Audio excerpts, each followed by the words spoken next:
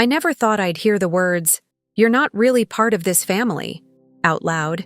Yet, here I am, holding on to every piece of myself, because I've learned to be the quiet backbone. I'm Kinsley Fletcher, 35 years old, a marketing director with a career I'm genuinely proud of. At work, I'm the strategist, the steady hand behind campaigns that bring in millions. Yet at home, I'm the one everyone leans on. I'm the responsible one, tending to family dinners, smoothing over arguments, paying bills without complaint, and hosting every holiday gathering in my 4-bedroom Ohio home. It's the place where laughter and tension have mingled for years, and where I've quietly carried the weight of keeping the family together. This house isn't just a building. It's the pulse of our family history, filled with memories and unpaid debts. For the past 5 years, I've been covering the mortgage myself, an average of $1,800 every month, while everyone else lives here, enjoying the space without a second thought.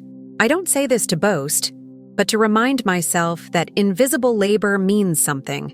That silent sacrifice has been my way of loving them, though it often goes unnoticed. And then there's Harold Lancaster, my childhood best friend turned something more complicated. His smiles have grown colder, his jokes sharper, always with that undercurrent of mockery I can't quite shake. Sometimes when he looks at me, I feel the quiet storm of resentment brewing beneath his charm, but I push it aside. I want to believe in family, in the bonds that have tied us since we were kids. What keeps me anchored is a secret no one else knows, the deed to this house, fully in my name. It's a quiet power I haven't had to use yet, a safeguard that steadies me when doubts creep in. I'm not bitter, not yet. I hold on to hope that family means more than competition or silent wars. This hope fuels me even when I'm unseen, unthanked, or undermined. I've learned to be careful with my trust, to smile when I'm hurting, but never to lose sight of who I am beneath the surface. I am the silent builder of peace in a house filled with cracks, the one who chooses to hold the family together even when the weight feels unbearable. Still, the tension lingers. Harold's cold eyes, the hushed conversations behind my back, the subtle digs disguised as jokes, they all whisper that my place here isn't as secure as I've believed. Sometimes I lie awake imagining what it would be like if the family finally saw me, really saw me, not just as the provider or the good girl, but as someone who belongs. Yet every morning, I pull on my armor of calm and kindness, reminding myself that love isn't always loud. Sometimes it's the quiet presence that matters most, even if it goes unrecognized. For now, this house, these people, and this fragile hope are all I have. I still remember that Christmas when I was 12. It was the kind of memory that sticks uninvited, like a dull ache beneath my ribs. Lisa, my sister, basked in the glow of the tree lights, surrounded by wrapped gifts and praise from our parents. I stood off to the side, clutching a small, hastily wrapped present, told to toughen up and stop asking for attention. They never meant to hurt me, I convinced myself. Even as Lisa's laughter echoed louder and her sparkling new toys stole the spotlight, the unfairness of it all was impossible to ignore. My achievements, no matter how quietly earned, were met with polite nods or outright dismissal. Photos were taken without me, moments frozen in time where I was the invisible shadow, the helper, not the heir. I remember one family reunion vividly. Lisa blamed me for breaking a precious heirloom, a delicate vase passed down for generations. Her words cut through the room like ice, humiliating me in front of everyone. The gasps, the sideways glances, the sting of shame burned deeper than the crack in that vase. I wanted to shrink away, disappear into the background where I always felt safest. But beneath the hurt grew a stubborn resolve to keep the peace, to hold the family together no matter the cost. I told myself that love sometimes looks like this, uneven, complicated, and messy. It was tough love after all, and I was supposed to be strong enough to bear it. Those moments shaped me into the person I am today, quiet, dependable, and painfully aware of the invisible lines drawn around my place in the family. I never spoke up because I believed that rocking the boat would only make things worse. Instead, I learned to navigate the undercurrents of favoritism and neglect with grace. always the one who gives without asking for anything in return. But the ache of exclusion never really disappeared. It simmered beneath the surface, hidden behind my polite smiles and holiday invitations. I've watched Lisa step into the spotlight repeatedly, basking in attention while I remained the silent foundation. It was a role I accepted, convinced that family meant sacrifice, even if it left me hollow and unseen. The more I gave, the less I was acknowledged. Over the past 5 years, I've contributed over $120,000 toward the mortgage, quietly covering medical bills for my mother that added up to $15,000. I canceled 2 vacations, 2 very rare breaks, because Lisa's car needed repairs and Mom's dental work came unexpectedly. Each time, I swallowed my disappointment and reached deeper into my own reserves. My husband Daniel watches me quietly, his steady presence a balm when the weight becomes too much. One evening, as we sat in the kitchen sipping lukewarm coffee, he gently said, "Kins, you don't have to carry their burdens alone." His words were soft but firm, a reminder that my generosity shouldn't come at the cost of my own peace. I want to believe my sacrifices will one day be seen, not as obligations, but as acts of love. But the undercurrents of resentment don't stop. Harold's absences grow more frequent during family meetings, and I catch him in whispered conversations with Lisa, an alliance I don't fully understand but instinctively mistrust. Despite it all, I hold on to the quiet power I possess, the house deed, fully in my name. This home shelters them all, but it belongs to me. It's a reminder of my worth, even if no one else notices. Daniel's support is my anchor, the one voice that tells me I deserve respect and gratitude. Yet I'm caught in a delicate balance, giving too much, hoping for peace, and waiting for the day my family will see me for who I am beneath the surface. The room fell into an uncomfortable silence. Harold's voice cut through the chatter. "Honestly, Kinsley's house isn't really big enough for proper family holidays anymore." The words weren't loud, but they carried. Lisa chuckled nervously, glancing at me with a forced smile. My heart clenched, sharp and cold like a winter wind rattling the windows. 15 relatives sat around us, some exchanging awkward glances, others laughing quietly as if to diffuse the tension. I felt exposed, the invisible cracks in my carefully built facade suddenly glaring. My mouth opened, ready to defend myself, to ask why the home I'd poured my savings and love into was suddenly not enough. But I caught myself. Maybe Harold was just stressed. Maybe I was overthinking it. I excused myself quietly and slipped into the kitchen, the cool tile pressing against my feet as I leaned against the counter, trying to steady my breath. My hands trembled as I pulled out my phone and typed a quick message to Daniel. "Did you hear that? I don't know what's happening." His reply came almost instantly. "You deserved better." That small reply, a lifeline in the storm, comforted me more than I expected. I stayed there a moment longer, letting the silence settle, grappling with the sting of embarrassment and disbelief. Was Harold's comment just a careless joke, or a crack in the fragile truce I'd worked so hard to maintain? Deep inside, a seed of doubt took root. But I still wanted to believe in peace, in family, in the hope that this one small moment wouldn't unravel everything. So I wiped my eyes, took a deep breath, and returned to the table, smiling, calm, carrying the weight of hurt with quiet dignity.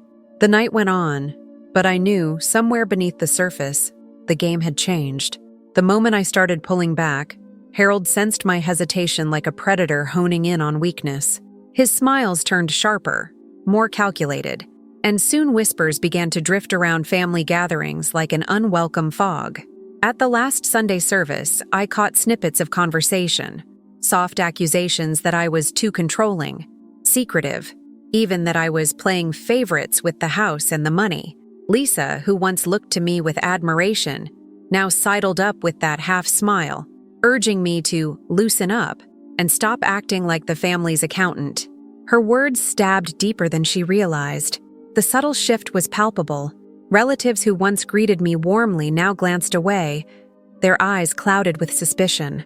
The house I'd poured my heart into became a symbol of manipulation in their minds, a wedge I couldn't explain away. When Harold called that night, his voice was silk, but every word dripped with venom. Kinsley, you're imagining things. You're always too sensitive. Everyone just wants you to relax. Stop micromanaging. I wanted to scream, to tell him he was twisting the truth, but his tone dismantled my confidence piece by piece. I felt cornered, isolated. Even Daniel noticed the change, his eyes searching mine for answers as I shut down, unable to articulate the swirling confusion inside me. Was I really the problem? I replayed every encounter, every smile and frown, questioning my own intentions.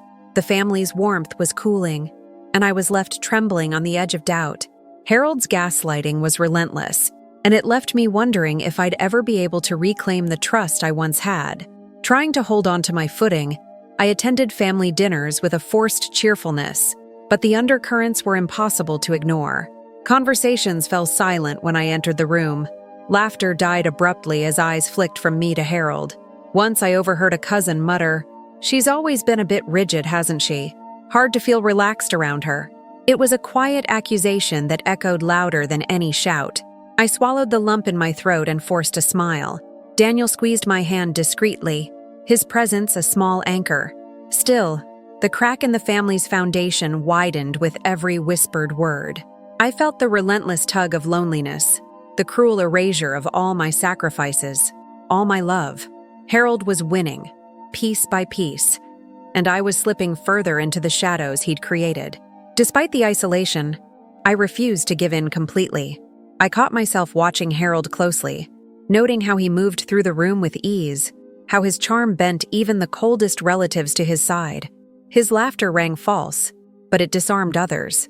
I hated that he was dismantling the family I'd fought so hard to hold together. But underneath the frustration, a fierce determination simmered. I might be doubting myself now, but I wasn't finished yet. There had to be a way back. Back to the warmth, to the respect, to the truth. I just didn't know how to find it anymore. In the end, the night's silence was louder than any argument. I retreated to my room, clutching my phone like a lifeline, desperate for some sign that I wasn't losing my mind. The messages from Daniel were steady and kind, but even his words couldn't erase the cold knot tightening in my chest. For the first time, I feared that maybe, just maybe, Harold was right, and I was the one tearing this family apart from the inside. Determined not to let the divide grow any wider, I arranged a family meeting with Melanie Shaw, hoping an impartial mediator could untangle the knots Harold had knotted so tightly. When we gathered in the cramped living room, I spoke calmly, carefully laying out the facts. The mortgage payments I'd made alone, the countless dinners hosted, the silent weight I carried so the family could feel whole. "I don't want division," I said softly, meeting each wary gaze. "I want us to appreciate each other, to find respect, even when we disagree." I thought the truth would set us free, that openness would heal the fractures. But Harold had a different story. His eyes glistened with tears as he painted himself the victim, claiming I was controlling and alienating everyone. His voice cracked, drawing sympathy as he accused me of rigidness and coldness. Melanie, caught in the moment, nodded along. "Kinsley, maybe it's time to let go," she urged gently. "Sometimes holding on too tightly just pushes people away." The words hit me like a blow. I tried to explain, to show that my commitment was born of love, not control, but the room's atmosphere had shifted. Faces softened toward Harold's side, their doubts about me deepening. The careful balance I'd tried to maintain shattered in minutes. I left the meeting feeling hollow, the weight of misunderstanding pressing down harder than before. Daniel found me later in the kitchen, his hands steady on my shoulders as he whispered, "You did the right thing." Sometimes people don't want the truth. They want comfort. His words were balm, yet they also underscored how far the family had drifted. I was still trying to hold on to peace, but peace felt more like an illusion than ever.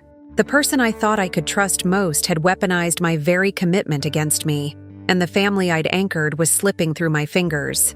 Anger mingled with exhaustion, but beneath it all, a stubborn ember of resolve burned. I wouldn't let this be the end. The following week hammered the point home in the worst way possible. At a company cocktail event, I arrived with Daniel, hopeful for a chance to relax among colleagues after weeks of family tension. But Harold, Ever the opportunist was there too. No invitation needed for him. His voice cut through the chatter as he approached my boss, a malicious grin spreading across his face.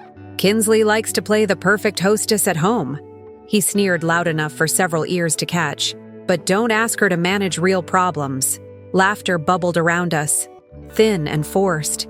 My cheeks burned with shame as I saw my boss's furrowed brow and the swift exchange of looks among my coworkers. The sting wasn't just in the words, but in the betrayal so public and so pointed. Later, office whispers reached me like knives. Harold had leaked twisted versions of my family story, branding me a controlling tyrant in the eyes of those I worked with daily. The damage was tangible.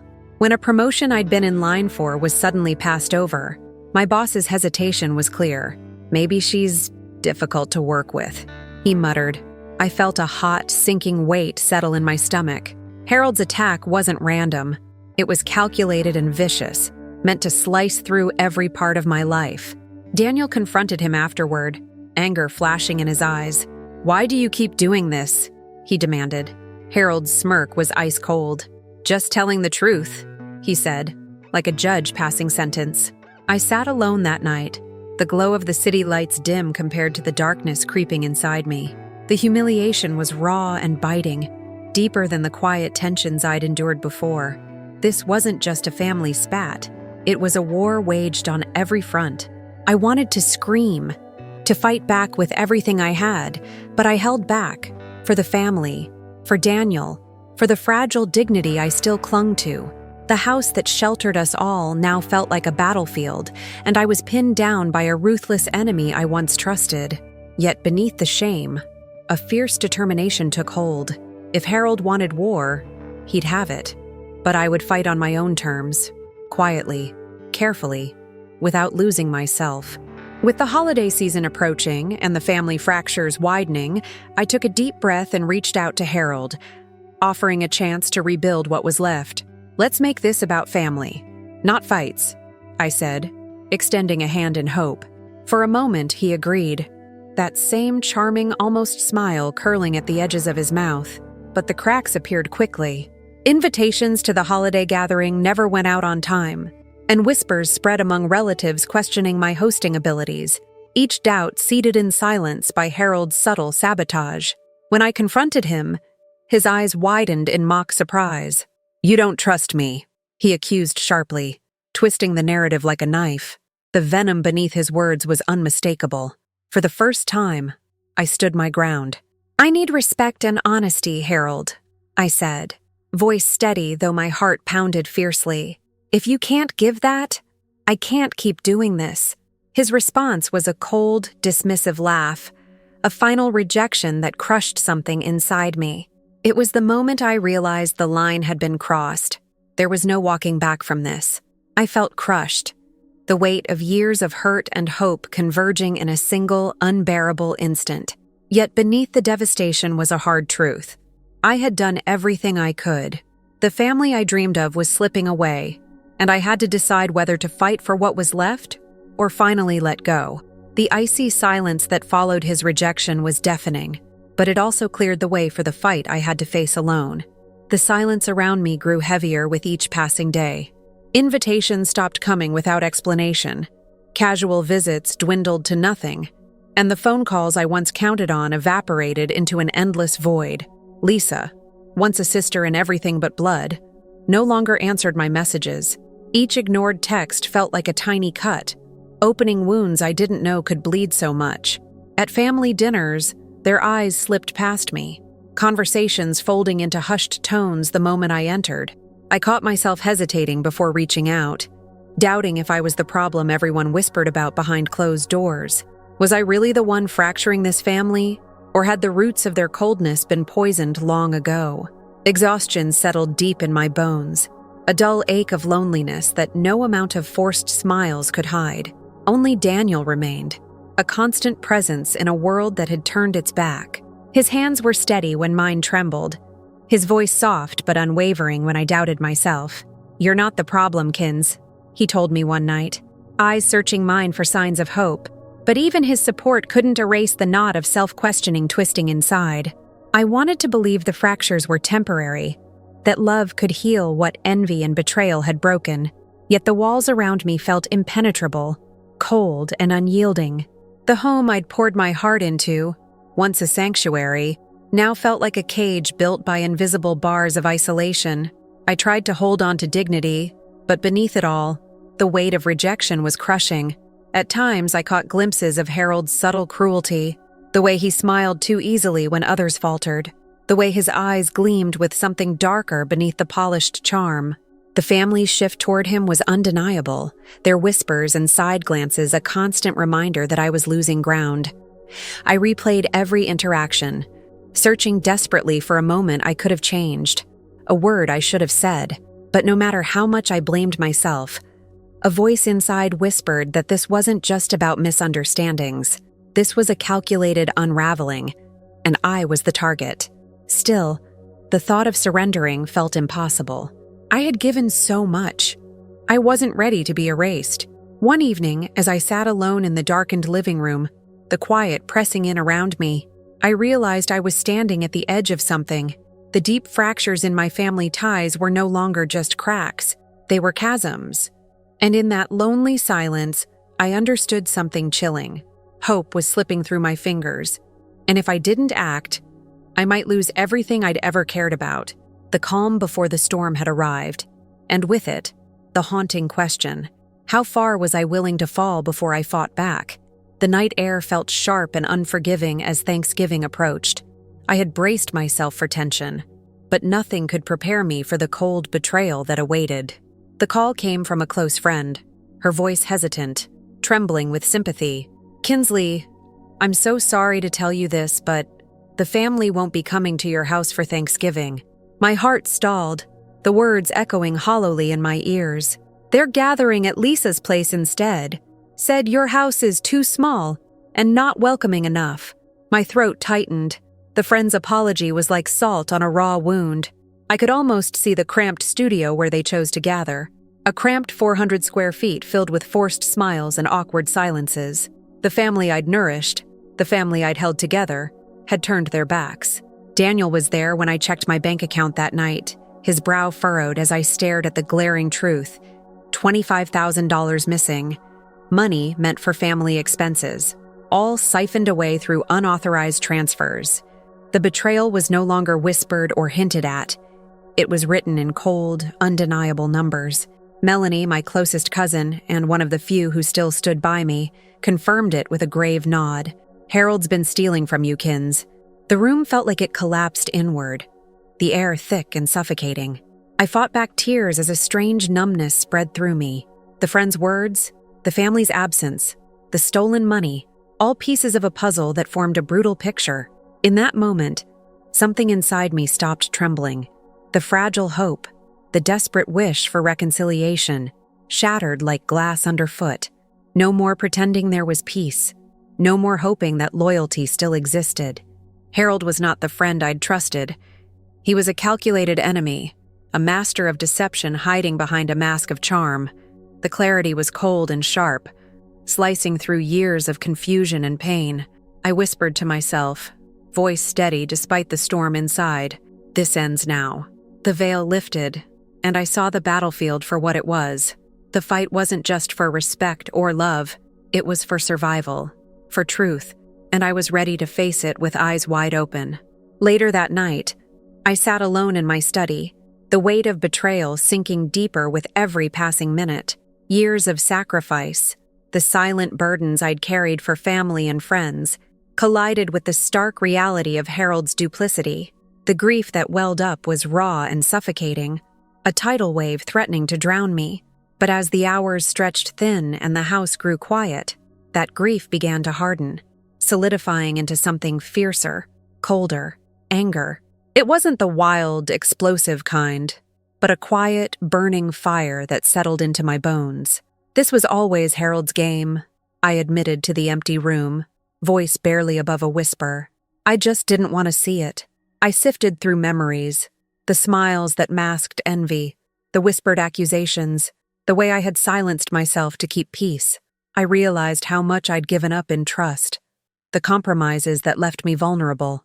But that realization didn't break me. It steeled me. I was no longer a naive participant in this twisted dance. For the first time, I considered the power I held quietly all these years, the deed to this house, the financial leverage I'd kept in the shadows. It was more than a symbol. It was a weapon, a means to reclaim control. Never again, I breathed, the phrase a vow and a command. This awakening wasn't born of bitterness, but necessity. It was the birth of a new Kinsley, strategic, unyielding, and resolute. That night, when Daniel came home, I knew I had to share more than just my pain. I had to share my plan. Sitting across from him in the dim kitchen light, I spoke with calm determination. "It's time I stop bending and start drawing lines," I said, voice steady but fierce. "Harold has to face consequences, and the family needs to see the truth." Daniel's gaze was steady, a hint of caution in his support. "We'll do this together," he said softly, but carefully. "We can't let him see us coming." His words grounded me, reminding me that this wasn't just my fight, but ours. I outlined a strategy born not of rage, but of precision, silence and withdrawal. No dramatic outbursts, no public confrontations. Instead, I would cut off my financial support, the lifelines that Harold had exploited to sow discord. I would isolate him slowly, making the family face the fallout without the chaos of scandal. We agreed to maintain a calm facade, to mask the brewing storm beneath polite smiles and measured words. The target was clear: Harold Lancaster. I felt a new strength rising, a shift from reaction to control. The shadows that had clouded my world were lifting, revealing a path forward. I was no longer the woman who hoped to be loved. I was the woman who would reclaim her power, quietly but unequivocally. I sat at the kitchen table, stacks of bills and spreadsheets spread around me like a war map. Every receipt, every note, every bank statement was a piece in the puzzle I'd started to assemble with quiet determination. The mortgage payments alone, $1,800 a month, were a lifeline I'd been silently maintaining for years. Add to that the unpaid medical bills I had quietly covered when others fell behind, the hosting costs for family events that averaged $5,000 a year, and the occasional emergency loans I'd extended without complaint. It was staggering, really, how much of the family's stability leaned on me while they whispered behind my back. I pulled out my phone and dialed my accountant, forcing myself to keep my voice calm despite the storm swirling inside. "I need a thorough review," I said. "Look for anything unusual. Transactions, transfers, anything that seems out of place." The tone in my accountant's voice shifted when she got back to me later that day. "Kinsley, you need to see this. There are multiple transfers labeled family support that you never authorized and some payments that don't add up." My chest tightened. It was worse than I thought. I began gathering emails and messages, digital breadcrumbs, snippets of conversations where Harold had sown discord, twisted facts, and hidden his true intentions behind a facade of concern. As I sifted through the evidence, the weight of the family's quiet dependence became undeniable. Without my steady hand, the bills would stack up, the house could face foreclosure, and the carefully curated family gatherings would collapse into chaos. It was a bitter realization, but also empowering. They needed me more than I needed them. Suddenly, the tactic I'd envisioned, quiet withdrawal, the silent treatment that cut deeper than words, felt like the sharpest weapon I possessed. I documented everything meticulously, every dollar, every moment of manipulation, every thread in the web Harold had spun. This wasn't just revenge anymore. It was reclaiming control.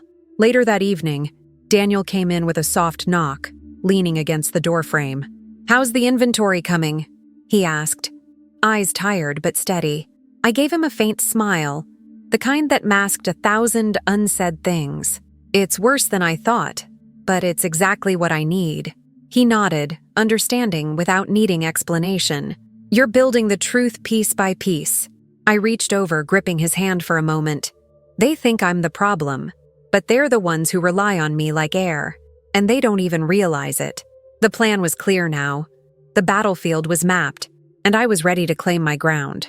Throughout that week, I took more steps, silent but deliberate. I changed every online banking password, locking down accounts that Harold had exploited with such ease. The house's legal documents were updated. Daniel's lawyer prepared for any disputes, ensuring our rights were protected. Yet, despite the turmoil beneath the surface, I kept my usual role in family conversations, calm, composed, a steady presence they could still rely on, unaware their foundation was shifting beneath their feet. At a casual brunch with cousins and aunts, I smiled politely as they remarked, "You seem the same as always, Kinsley. Nothing's changed." Their words stung in their obliviousness, but I held my calm. Maintaining this facade was crucial. The silence before the storm needed to feel like ordinary life, a calm sea before the waves crashed. Daniel sat beside me quietly, his eyes occasionally meeting mine with a shared understanding. "We're ready," I whispered to him when no one else was listening. The tension was palpable, thick like humid air, but the family remained blind to the tightening noose. The real storm was waiting, but for now, I was the eye, still, controlled, and watching. One afternoon, as I reviewed old financial records with my accountant, a cold knot tightened in my stomach. The numbers didn't just look suspicious, they screamed betrayal. For years, Harold had been siphoning funds from my accounts. There was a $50,000 loan I never authorized, and monthly transfers averaging $800 labeled deceptively as family support. Money I had believed was under my control, but was quietly rerouted by Harold. Each discovery felt like a punch, knocking the breath out of me. 5 years of theft, hidden beneath our shared past and the veneer of friendship. My hands trembled as I traced the pattern, connecting dots I hadn't seen before. It coincided with Harold's growing bitterness, the subtle shifts in his attitude toward me, the increasing chasms within the family. And the worst part? He wasn't just stealing money. He'd manipulated Lisa into thinking I was hoarding funds, deepening the wedge between us. That lie had festered, poisoning family ties and isolating me further. My phone buzzed. A message from Melanie, our cousin and reluctant mediator. She confirmed what I'd begun to suspect, her voice heavy with regret. She'd overheard Harold bragging in private about getting what's mine. The betrayal was staggering. Harold wasn't just envious. He was a thief, a liar cloaked in the guise of a friend. The magnitude of it hit me in waves. Anger, disbelief, heartbreak. Yet beneath it all, a burning clarity emerged. This was no longer just a family drama. This was theft. It was the shattering of trust on every level, and it justified every step I planned to take, every boundary I would now draw. It was time for consequences, for a reckoning. The stakes had risen, and I felt the cold steel of resolve hardening within me. I thought of Harold's vulnerabilities too, the mounting debts, his desperation, the cracks in his charming mask. The power dynamic was shifting, and I held the leverage now. I no longer felt the sting of victimhood. I felt the strength of truth and the possibility of justice. The game had changed, irrevocably. The very next day, I started to cut the lifelines. The mortgage payments stopped. It was a calculated move, designed to hit where it truly hurt. I blocked Harold's access to all family funds, changing account permissions and alerting the bank to unauthorized transactions. Letters went out to legal counsel, freezing any accounts linked to him and setting the wheels of consequence in motion. I could already feel the shift in the household energy as unpaid bills began to surface, as family event bookings were quietly canceled. When Lisa confronted me, her voice shaky with confusion and hurt, I met her gaze steadily. "Things are changing, Lisa," I said firmly, refusing to waver. "I'm not going to keep carrying what's not mine." Her questions hung in the air, but I gave no more than vague, composed answers. Maintaining control meant not sinking into argument or apology. Daniel stood by me silently, his pride in my transformation unspoken but evident in the way he watched me. Creditors soon started calling Harold, his credit lines frozen, his carefully constructed world crumbling. The silence from my side screamed louder than any fight could. I refused the bait of petty battles or emotional outbursts. My method was surgical, cold, and precise. This was the first phase. The dominoes had begun to fall, and I was watching, steady and unflinching, as the consequences unfolded quietly but inevitably. The family's fragile facade was cracking, and Harold was the first to feel the full weight. The family reunion was buzzing softly when I stepped into the living room, the weight of what I carried hidden beneath my calm exterior. 20 familiar faces looked up, some warm, some wary. Harold was there, standing beside Lisa, his smile too tight, his eyes darting. I held a thick folder in my hand, the evidence that would shatter years of deceit. Clearing my throat, I spoke. For years, you've stolen from me. Our friendship, our family, and my trust. This ends now. The room fell silent, tension tightening the air until it was almost suffocating. I opened the folder slowly, pulling out bank statements stained with betrayal, text messages dripping with manipulation, unauthorized transfers totaling more than $50,000, lies told to divide us, the poison you injected into our family. Harold's confident mask cracked as he stumbled, searching for words that wouldn't come. Kinsley, it's not what you think, he blurted, but his voice held no conviction. The gasps echoed, some relatives shifting uneasily, others nodding, eyes wide with shock. Lisa stepped back, her lips parted, conflicted and speechless. I trusted you, I said, voice steady but heavy, and you betrayed that trust.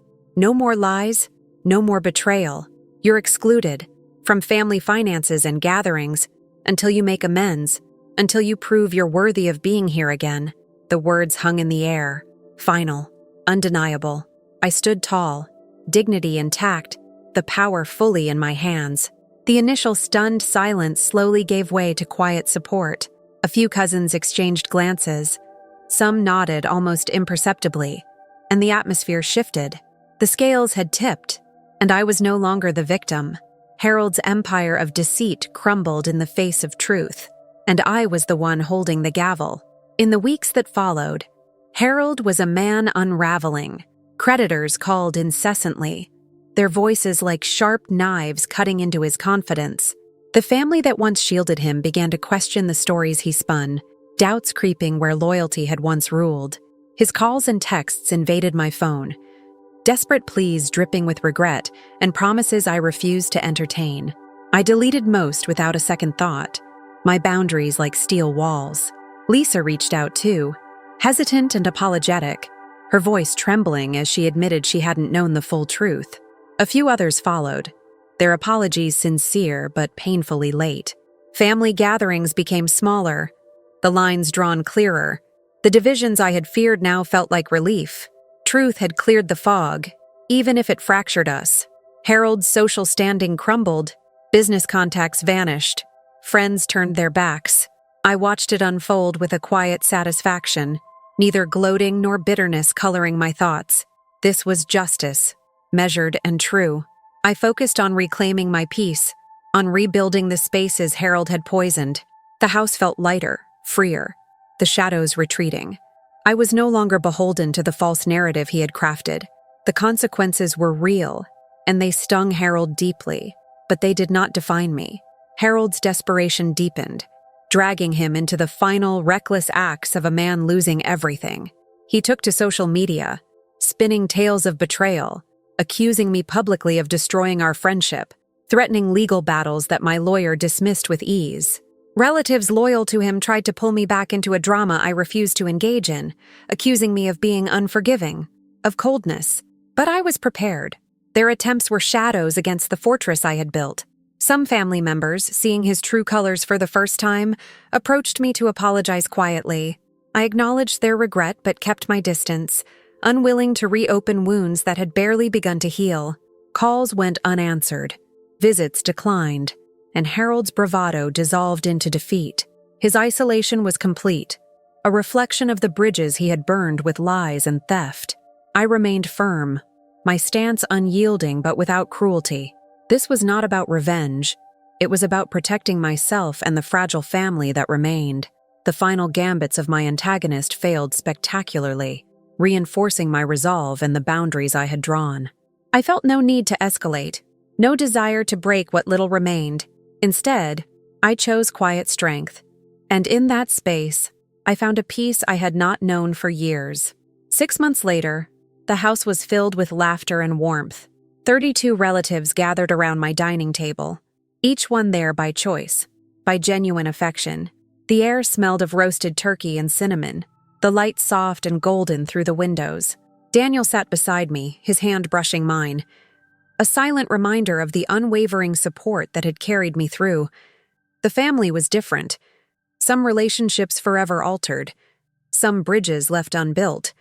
But the atmosphere was honest, healthier. I had established firm boundaries. No contact with Harold, limited engagement with those who had sided with him. For the first time in years, I felt peace. "I don't miss the old gatherings," I whispered to Daniel as I looked around the room.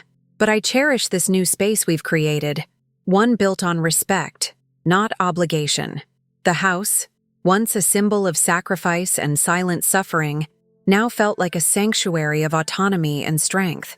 Harold's consequences were lasting, but not total destruction. I left space for redemption, should he ever choose honesty. I was no longer the people-pleaser who tolerated deceit for the sake of peace. I had become a guardian of my dignity, strategic, measured, and quietly victorious. The future was uncertain, but it was mine to shape, and that alone was a freedom worth everything.